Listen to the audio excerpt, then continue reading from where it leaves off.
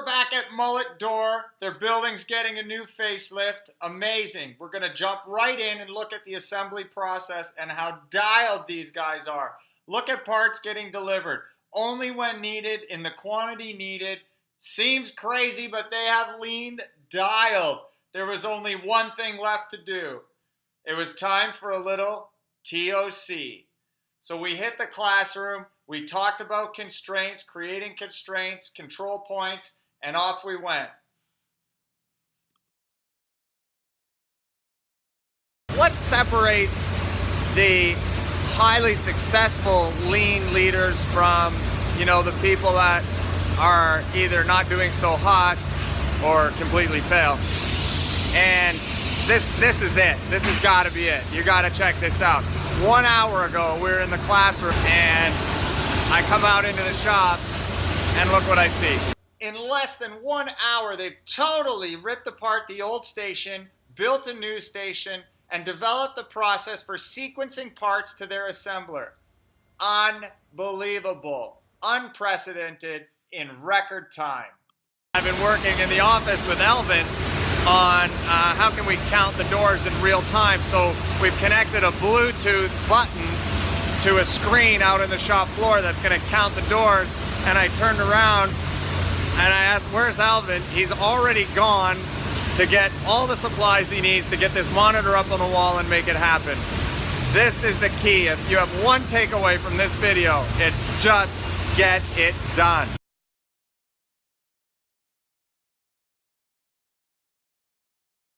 When did you come up with that idea? About an hour ago.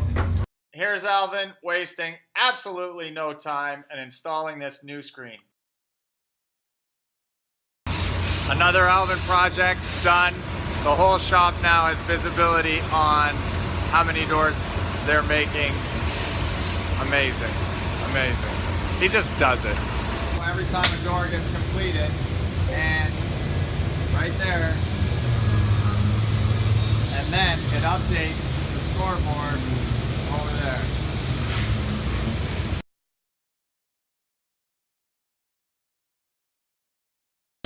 Here's Alvin again.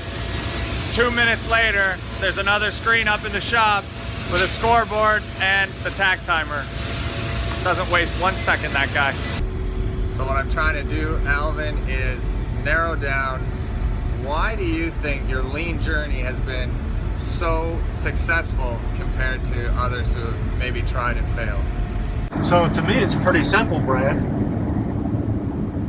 I pay you to come down and teach me lean and point some things out. And so it's pretty simple. You act on the advice given to you by somebody that you pay to come teach you that. For example, I'll show you how absurd it would be not to do that.